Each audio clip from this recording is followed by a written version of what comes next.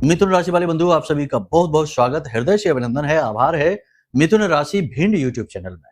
मिथुन राशि वालों, आपके लिए कुछ बेहद खास है, जरा ध्यान से सुनिए। जी हाँ, क्योंकि इस श्राद्ध पक्ष में आपके भाग्योदय के लिए, आपके जीवन की संकटों से आपको बाहर निकालने के लिए, हर एक मुसीबत से आपका पीछा छुड़वाने के लिए एक इंसान आपके जीवन में आ रहा है। जी हाँ बंधुओं, इसे पहचान लेना, ये आपके पितृ पूर्वजों का, आपके पुरखों का आशीर्वाद है।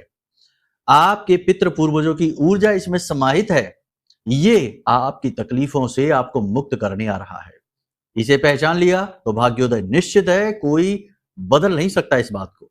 और अगर नहीं पहचाना, अनजाने में कहीं इसका अपमान कर दिया, भूल चूक कर दी, तो फिर भाग्योदय के बारे में तो भूल ही जाओ, नई मुसीबतों के लिए भी तैयार हो जाओ। जी हाँ बंधुओं, कार्यक्रम बेहद खास, बेहद महत्वपूर्ण, आपको बताएंगे इस एक विशेष इंसान के बारे में जो अगले 3 से 5 दिनों में आपके जीवन में दस्तक देने जा रहा है, आपका भाग्य विधाता बनकर।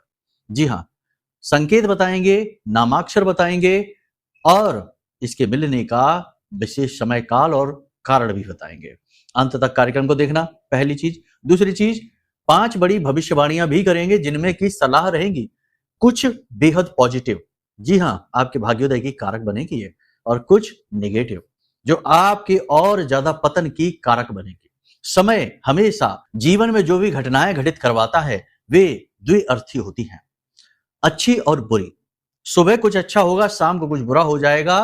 यदि बुद्धिमान इंसान है जो समय और काल का पूरा ज्ञान रखता है, वो परिस्थितियों को पहले ही भाप लेता है और उसी के अनुसार अपने जीवन में बदलाव लेकर आता है और बच जाता है अनहोनी घटनाओं से। तो यही कार्य आज आपको करना है। इस कार्यक्रम को देखकर सारी बातों को समझ लेना। एक एक बात आपके जीवन से जुड़ी है, आपके अपने जीवन की कहानी है ये, ठीक है। आप नहीं देखेंगे तो भला कौन देखेगा। इसी के साथ साथ आपको एक ऐसा महाज्ञान, उपाय नहीं कहेंगे, अगर हम इसे उपाय कह देंगे तो ये इस महाज्ञान की बहुत बड़ी क्षति होगी, इसका अपमान होगा। इस महाज्ञान को आपको हम देने जा रहे हैं। इस पितृ पक्ष में इस महाज्ञान को जिसने अपना लिया, हम लिख कर देते हैं अपने जीवन भर के अनुभव से आपको, क्योंकि हमने तरह तरह की विद्याओं का, तरह तरह के शास्त्रों का जो अनुभव हासिल किया, उसका निचोड़ है यह एक महाज्ञान। इस महाज्ञान को जो भी पितृ पक्ष में अपने जीवन में लेकर आएगा, उसके पितृ चाहे कितने ही कुपित क्यों ना हो, उस पर भयानक से भयानक पितृ दोष ही क्यों ना लगा हो, चाहे उसके जीवन में कितनी ही नकारात्मक स्थिति क्यों ना हो, वे सारी चीजें समाप्त हो जाएंगी क्षण भर में। क्योंकि इस विशेष ज्ञान का कार्य ही यही है कि यह पितरों को मुक्त कर देता है हर हालत में, चाहे कितना ही भयानक प्रेत क्यों ना हो। पितरों का स्वरूप, जैसा कि पिछले कार्यक्रम में हमने कहा था कि पितरों की 3 गति होती है। ऊर्ध्वगामी पितरलोक में, अधोगामी मृत्युलोक में प्रेत बन के भटकते हैं, और मुक्त पितर जो होते हैं वो तो वैकुंठ में, यानी कि भगवान के श्री चरणों में विलीन हो जाते हैं। कहने का मतलब ये है कि भयानक से भयानक पितरों का स्वरूप ही क्यों ना हो जो आपको पीड़ाएं पहुंचा रहा है, उसे भी आप मुक्ति दिला देंगे इस एक साधन मात्र से। और शास्त्रीय प्रमाण है इसके, ऐसा वैसा नहीं, ठीक है। आप खुद भी इसके बारे में लोगों से, अनुभवी ज्ञानी लोगों से चर्चा करेंगे तो आपको खुद बताएंगे। यानी कि बहुत ही खास है, बहुत ही खास है आज का यह कार्यक्रम। इसे किसी हालत में मिस नहीं करना, वरना एक बड़ी अपॉर्चुनिटी, बड़ा मौका आप गवा देंगे। एक चीज याद रखना, भगवान किस्मत का ताला बंद करके सबको देता है। आपके पुरुषार्थ से, आपकी मेहनत, आपकी लगन से, आपकी जिद से, और इन सब से ऊपर आपके ज्ञान से यह ताला खुलता है। इसीलिए अंग्रेजी में भी कहा गया है लर्न, और उसके बाद ये एल हटता है तो होता है अर्न, है ना, समझ रहे। पहले सीखो फिर कमाओ, चाहे मान सम्मान हो, चाहे धन हो, और चाहे रिश्ते नाते ही क्यों ना हो, है ना। तो उम्मीद करते हैं आप सारी बात समझ रहे हैं। कार्यक्रम में अंत तक जरूर ठहरेंगे। ये आपके सब्र की, आपके धैर्य की बड़ी परीक्षा है। देखते हैं आप इसे पास कर पाते हैं या फिर फेल हो जाते हैं, ठीक है। चलिए बंधुओं, अब अपनी परंपरा के अनुसार महामाई को याद करते हुए कार्यक्रम को शुरू करते हैं पूरे भक्ति भाव के साथ। कमेंट बॉक्स में लिख डालिए, जय मां भद्रकाली कृपा करो। महामाई ने निश्चित तौर पर आपके ऊपर कृपा की है, तभी तो ये कार्यक्रम आपको मिला है, वरना ऐसा कार्यक्रम तो पूरे YouTube पर आपको नहीं मिलेगा। हम लिख कर देते हैं ये बात, ठीक है, आप सर्च कर लेना। इतनी लगन से लोग नहीं बनाते, औपचारिकताएं तो सब करते हैं, ठीक है। भाव यदि माई के लिए और गहरा है तो ये भी लिख दो कि मैं भी माई के परिवार का हिस्सा हूं, ठीक है। चलिए अब अपने मूल विषय को शुरू करते हैं। जय माई की। बंधुओं, ज्योतिष और तंत्र विद्या के क्षेत्र में आचार्य अमित एक जाना माना नाम है।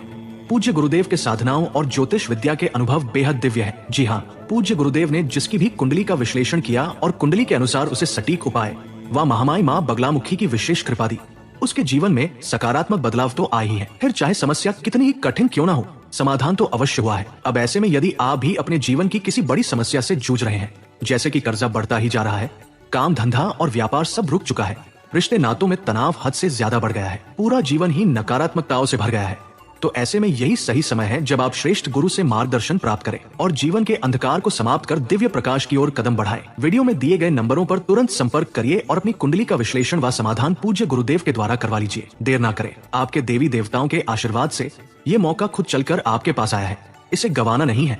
अभी फोन करें और गुरुदेव से मार्गदर्शन प्राप्त करें। महामाई आपका कल्याण करें। धन्यवाद। सबसे पहले 2-3 प्रश्न हैं जिनके हम जवाब देना चाहेंगे। बहुत सारे हमारे दर्शक हैं, प्रिय दर्शक हैं, भोले भाले लोग हैं जो ये प्रश्न हमसे पूछ रहे हैं लगातार। इनके जवाब, ये आपके भी प्रश्न हैं, हो सकते हैं कि आपके प्रश्न हैं ये, तो आप इन जवाबों को, सवालों को समझिए। पहला सवाल है, बड़ी जल्दी जल्दी समझते हैं। पहला सवाल है कि गुरुजी हमारी राशि अलग है, नाम की राशि अलग है और जन्म पत्री दिखाई तो उसकी राशि अलग निकल आई, अब हमारी असली राशि कौन सी है ना? ये प्रश्न है ना बहुत सारे लोगों का, शायद आपका भी होगा या आपके किसी रिश्तेदार या मित्र का होगा ये प्रश्न। तो जवाब सुनिए। पहली तो नियम अनुसार तो ये कहता है कि आपकी जन्म की राशि ही आपकी राशि मानी जाएगी हर हालत में, चाहे कुछ भी हो जाए। लेकिन अब यहां पर स्थिति दूसरी भी बनती है। ऋग्वेद का श्लोक है, यत पिंडे तत ब्रह्मांडे। समझ रहे हैं आप? अब यहां पर होता यह है कि लोगों की उम्र हो गई 50-50, 60-60 वर्ष हो गई और वो अपनी उसी राशि को पकड़कर बैठे हैं। उसी के अनुसार उन्होंने राशिफल देखे, उसी के अनुसार उन्होंने अपने जीवन को ढाला है, बनाया है, एक सांचा, एक रूप दिया है। और 60 वर्ष या 50 वर्ष की उम्र में किसी को अपनी जन्म पत्री दिखाई और पता चला कि राशि तो कोई और है। तो अब वो इंसान क्या करे? उसके जीवन का एक बहुत बड़ा हिस्सा उसी राशि के अनुसार बीता है। तो हमारा अनुभव कहता है कि फिर आपकी वही राशि है जो आपने हमेशा समझी है, यानी आपकी नाम राशि। ठीक है, आपके ऊपर आपकी नाम राशि जितनी बेहतर तरीके से फलित होगी उतनी आपकी जन्म राशि नहीं होगी फलित। ठीक है, ये सूत्र लगेगा ऋग्वेद से, जहां पर कहा गया कि यत पिंडे तत ब्रह्मांडे। आपका ये जो पिंड है ये आपने उसी राशि के अनुसार ढाल दिया है, तो अब आपका ब्रह्मांड उसी के अनुसार निर्मित हो चुका है। अब अगर आप अपनी जन्म राशि को लेकर चलते हैं तो चीजें फलित होनी बंद हो जाएंगी। ठीक है, आपके प्रश्न का जवाब मिल गया है। पहला प्रश्न ये है। दूसरा प्रश्न ये है कि क्या गुरुजी ये जो पितृपक्ष चल रहे हैं, इस पितृपक्ष में कोई शुभ कार्य, पूजा पाठ, अनुष्ठान नहीं कर सकते हैं, चीजें नहीं खरीद सकते हैं, क्या करें क्या ना करें? शॉर्टकट में समझिए, बड़ी फास्ट बताते हैं आपको। 2 तरीके के कार्य होते हैं पूजा पाठ से जुड़े हुए, धार्मिक कार्य, मांगलिक कार्य। मांगलिक कार्य वो जिनमें की मुहूर्त की जरूरत होती है ना? जैसे मकान का गृह प्रवेश कर रहे हैं, किसी का मुंडन करवा रहे हैं, कहीं विशेष कोई गाड़ी वगैरह, वाहन वगैरह खरीद रहे हैं, कुछ विशेष कार्य करने जा रहे हैं, मुहूर्त दिखवाते हैं, वो है मांगलिक कार्यक्रम, है ना?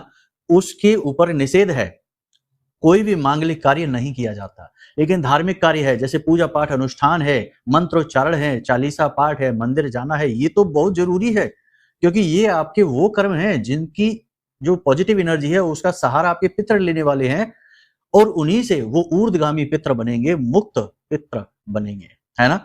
तो ये तो जरूरी है। बहुत से लोग इन्हें भी बंद करने लगते हैं, बोले मंदिर नहीं जाएंगे क्योंकि पितृ पक्ष चल रहा है, श्राद्ध पक्ष चल रहा है, बोले हम मंत्रोच्चारण नहीं करेंगे क्योंकि पितृ पक्ष चल रहा है।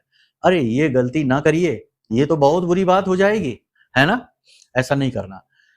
इसी प्रकार बहुत सारे लोग कहते हैं गुरुजी क्या कुंडली दिखवाना पितृपक्ष में ठीक है? बहुत बड़ा प्रश्न है, इसका जवाब समझिए। कुंडली दिखवाने से आपको ये पता लग जाएगा आपकी कुंडली में क्या दोष है, और कुंडली में ही पितृदोष भी रहता है। अलग अलग ग्रहों से पितृदोष आ रहा होता है। पितृपक्ष में यदि आप कुंडली दिखाते हैं और आपकी कुंडली में कोई पितृदोष निकल आता है, विशेष पितृदोष ग्रहों से, जो कि आपको जीवन भर पीड़ित करेगा, तो इस पितृपक्ष में आप उस पितृदोष का उपाय करेंगे तो बड़ी जल्दी ही वह पितृदोष समाप्त हो जाएगा। वरना 4-5 बार उस उपाय को करेंगे तब शायद वह पितृदोष समाप्त हो, लेकिन इस पितृपक्ष में एक बार उपाय करने से ही समाप्त हो जाएगा। तो इस लिहाज से आपको पितृपक्ष में तो अपनी कुंडली जरूर दिखानी चाहिए, हर हाल में दिखानी चाहिए। और एक प्रश्न और है, जल्दी से आपको बता देते हैं कि जो महारक्षा कवच हमने निर्मित किया है, ब्रह्मास्त्र विद्या 10 महाविद्या माँ बगलामुखी का यह कवच है, हमारी आराध्य देवी है। इनके नाम से जो महारक्षा कवच हमने निर्मित किया है, ये कुछ इस प्रकार से दिखाई देता है। ये महारक्षा कवच गुरुजी हम खरीदें या नहीं खरीदें? तो फिर से वही बात आ गई कि ये तो धार्मिक कार्य है। और देखो, ये जो पितृपक्ष है, इसमें नेगेटिव एनर्जी बहुत ज्यादा एक्टिवेट हो रही है, बहुत जल्दी जल्दी घटनाएं घटित हो रही हैं लोगों के जीवन में। तो इस नेगेटिव एनर्जी से, यानी कि जैसे पितृ आए हैं वैसे ही प्रेत भी सक्रिय हुए हैं। तो इनकी ऊर्जा से कौन आपको बचाएगा? तो आपका सुरक्षा घेरा, आपका सुरक्षा कवच, ये महारक्षा कवच है। ये हमने इसीलिए तो निर्मित किया है आपकी सेवा में, बहुत ही छोटी सी दक्षिणा के साथ आपको मिलता है। तो ये रक्षा कवच ऐसे में तो आपको बहुत अधिक आवश्यक है। आपको समझना है कि मांगलिक कार्य नहीं करने हैं, धार्मिक कार्य तो जरूर करने हैं और जोर शोर से करने हैं। ठीक है, यहां तक आप सारी बात समझ गए। अब जल्दी से बात करते हैं भविष्यवाणियों की। देखो, प्रश्नों के जवाब देना बहुत जरूरी रहता है। इन्हीं प्रश्नों में आपके प्रश्न भी हैं। अब आपके मन में भी कोई प्रश्न यदि उठता है तो कोई बात नहीं है, आप व्हाट्सएप नंबर है, इस पर मैसेज कर दीजिए, कमेंट में पूछ लीजिए। हम कमेंट भी कभी कभी देख लेते हैं, लेकिन व्हाट्सएप नंबर पर अगर आप मैसेज करेंगे तो ज्यादा बेहतर जवाब मिलेंगे आपको, वहां जल्दी मिलेंगे। ठीक है, भविष्यवाणियों की बात करें तो पहली चीज देखो, पैसे का निवेश सोच समझ के कर रहे हैं। अगले 3 से 5 दिनों में सोच समझकर पैसे में निवेश करें, पैसा डूब सकता है। ठीक है, किसी नए बिजनेस की शुरुआत ना करें। रिश्तों में उतार चढ़ाव रहेगा। आपने कुछ कह दिया जिसकी लोग बुरी मानेंगे, आपके रिश्तों में उतार चढ़ाव रहेगा, इसलिए मन आपका खिन्न रहेगा, मन आपका उदास रहेगा। आपको लगेगा कोई मतलब नहीं है, क्योंकि आपने अगर किसी से कठोर शब्दों में कुछ कह भी दिया है तो आपका वो भाव तो है नहीं, दिल से तो आप उसे बुरा नहीं कह रहे, लेकिन लोग आपके शब्दों को पकड़ेंगे, आपकी वाणी को समझेंगे, आपके लिहाज को पकड़ेंगे और उसी के अनुसार अपना व्यवहार बदलेंगे, जिससे आपका मन दुखी होगा, मन खिन्न होगा। काम की गति धीमी रहेगी, यानी बिजनेस व्यापार जो भी है उसमें जो आपकी बिक्री है, सेल है, वो धीमी रहेगी। ठीक है, लेकिन धीरे धीरे उसमें कहीं ना कहीं बढ़त भी शुरू होगी। ठीक है, लेकिन इसके साथ साथ जो लोगों के यहाँ लेबर वर्कर काम करती है या फिर मशीनरी का कार्य है, तो मशीनें जल्दी जल्दी मशीनरी खराब होगी, नई मशीनरी भी खरीदनी पड़ सकती है और लेबर वर्कर आपको परेशान करेंगे। कोई पैसे ज्यादा मांगेगा, कोई टाइम पर नहीं आएगा, यानी इनका मैनेजमेंट करने में आपको बड़ी परेशानी आने वाली है। दूसरों के चक्कर में आप अपना नुकसान भी करवा सकते हैं। कैसे? कहीं किसी के साथ चले जाएंगे यात्रा पर, आपका समय खराब हो जाएगा। किसी के मांगने पर आप पैसे दे देंगे, आपका पैसा अटक जाएगा, आपको मिलेगा नहीं, मतलब कि आपका बजट खराब होगा। यानी दूसरों के चक्कर में, दूसरों की बातों में आकर यदि आप निवेश कर देते हैं तो आपका पैसा अटक जाएगा। मतलब कि आपको अपने ऊपर विश्वास रखना है, अपने मन, अपने बुद्धि पर पूर्ण विश्वास रखते हुए जीवन में आगे आपको बढ़ना है। नशीले पदार्थों का सेवन यदि आपने इस पितृपक्ष में कर लिया तो उसकी कीमत आपको चुकानी पड़ेगी। आपके आसपास जो लोग हैं उनमें बहुत सारे लोग आपको प्रेरित करेंगे, वे स्वयं भी करेंगे, आपको प्रेरित करेंगे कि आप इस प्रकार कर लीजिए नशीले पदार्थ, कोई कुछ। अगर आप करते हैं तो इसकी कीमत आपको चुकानी होगी। अचानक दुर्घटना होगी, अचानक बड़ा नुकसान होगा, अचानक बीमारियां आएंगी, अचानक से किसी वजह से आपकी जेब खाली हो जाएगी। यह है इसकी कीमत जो आपको चुकानी पड़ेगी।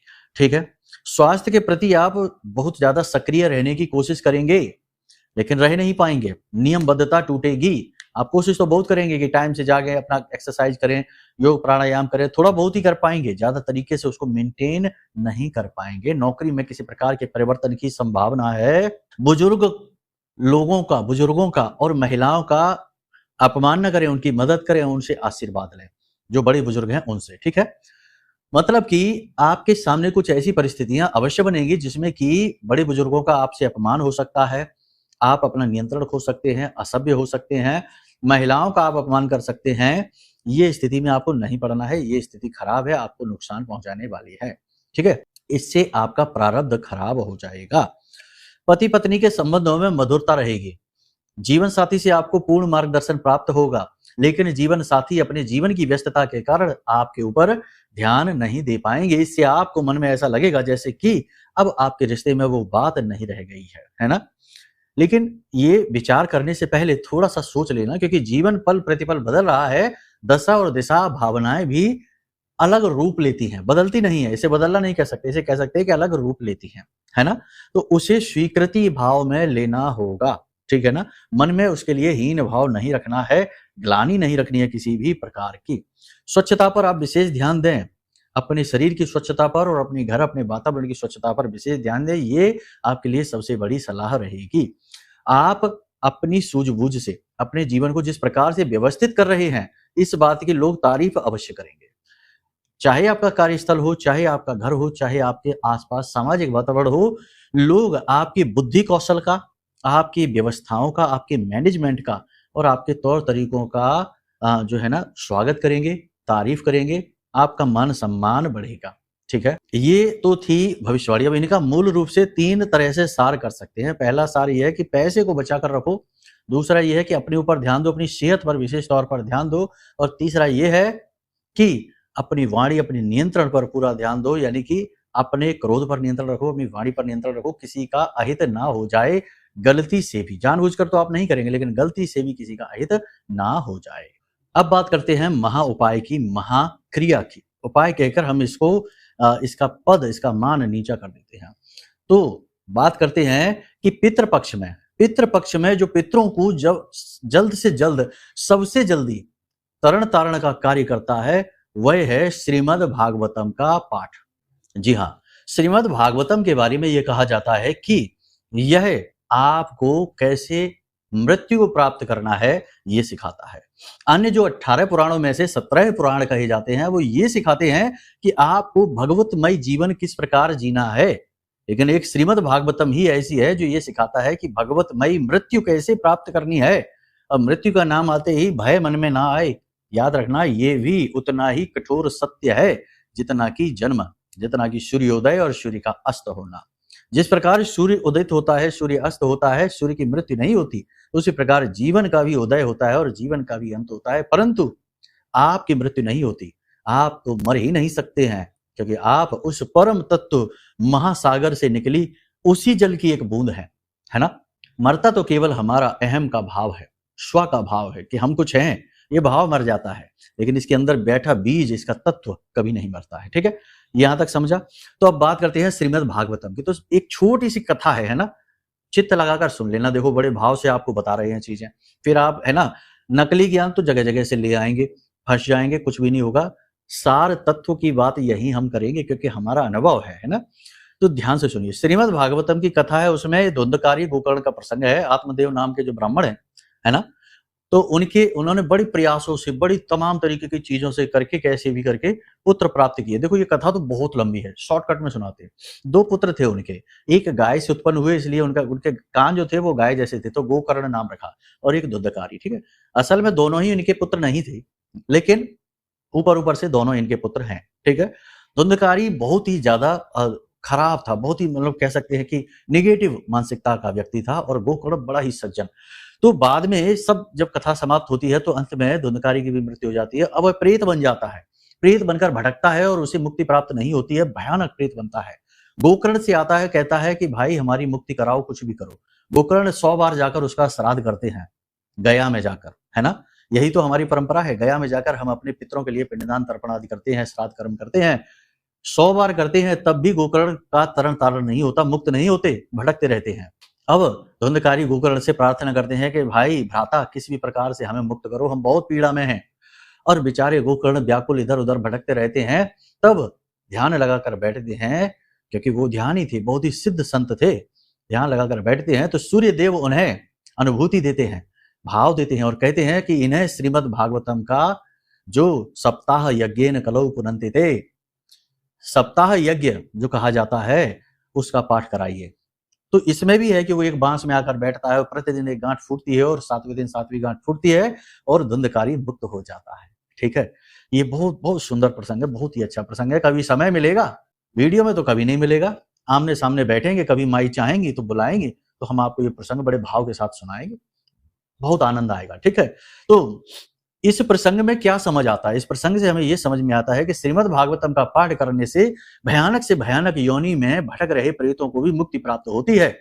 तो अब आपको भी हम यही सलाह देते हैं कि श्रीमद् भागवतम का पाठ करिए। लेकिन अब आप कहेंगे कि गुरुजी श्रीमद् भागवतम का पाठ कैसे कर सकते हैं, इतने सारे श्लोक हैं और हमारे बस की बात नहीं है। तो अब यहां पर रुकिए, खुद श्रीमद् भागवतम में ही एक छोटी भागवत है जिसे चतुश्लोकी भागवत कहा जाता है। ठीक है ना, श्रीमद् भागवतम की जो पुस्तिका है उसमें ही आप देखेंगे, इसकी भी पीछे कथा है ना। जब भगवान ने सृष्टि के निर्माण के बारे में सोचा, तो सबसे पहले उन्होंने ब्रह्मा को उत्पन्न किया नाभि कमल से। ठीक है, तो ब्रह्मा ने जब पूछा कि मैं कौन हूँ, कहाँ से आया हूँ, तो भगवान ने उन्हें फिर ये श्रीमद् भागवतम की कथा केवल 4 श्लोकों में सुनाई है। यानी पूरी भागवत की जो कथा सार है वो केवल 4 श्लोकों में दे दिया है। अब आप ये 4 श्लोकों का पाठ तो कर ही सकते हैं। अब आप कहेंगे ये 4 श्लोक हम कहाँ से लाएं? तो ये 4 श्लोक आपको वीडियो की स्क्रीन पर दिखाई दे रहे हैं।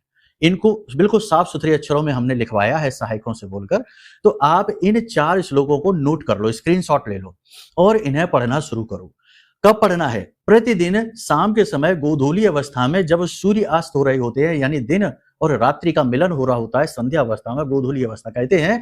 इस समय पर इस चतुश्लोकी भागवत को यदि आप पाठ करते हैं और कम से कम 11 बार पाठ करते हैं, तो स्वयं सुखदेव जी कहते हैं कि हे राजा परीक्षित, जो भी व्यक्ति इस कार्य को कर लेगा उसके पितृ किसी भी स्थिति में हो, कैसे भी हो, मुक्त होंगे और वह स्वयं भी हर हालत में मुक्त होगा। जी हाँ, तो आपके लिए ये हमने दे दिया, ब्रह्मास्त्र है। ठीक है, क्या है चतुश्लोकी भागवत?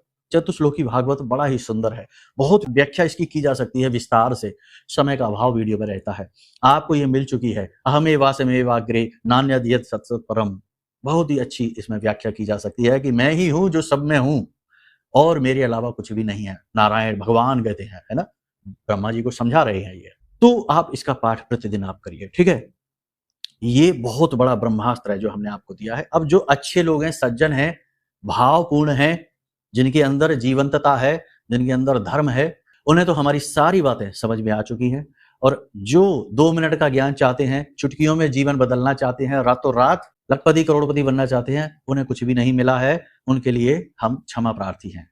ठीक है, समझ रहे आप? अब बात करते हैं उस एक व्यक्ति की। तो देखो बंधुओं, अगले 3 से 5 दिनों में, जहां तक हमारी अनुभूति महामाई की कहती है, 3 से 5 दिनों में आपके घर के मुख्य दरवाजे पर आने वाला है एक भिखारी। महिला होगी या वृद्ध पुरुष होगा, कोई भी हो, चाहे महिला हो, वृद्ध हो, पुरुष हो, वृद्ध हो, आपके दरवाजे पर आएगा, या फिर अपाहिज भिखारी।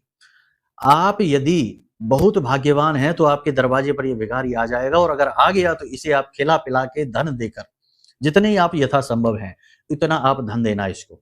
10, 20, 50 रुपए, देखो जो मूल्य है उसकी कोई कीमत नहीं है, आपके भाव की कीमत है। ठीक है, तो कुछ धन देना है, कुछ भोजन देना है, उसे संतुष्ट करना है, उसके चेहरे पर मुस्कुराहट लानी है। क्योंकि हमारे जो पितृ हैं वो साक्षात तो प्रकट नहीं हो सकते ना, क्योंकि उनके पास भौतिक शरीर नहीं है, सूक्ष्म शरीर है।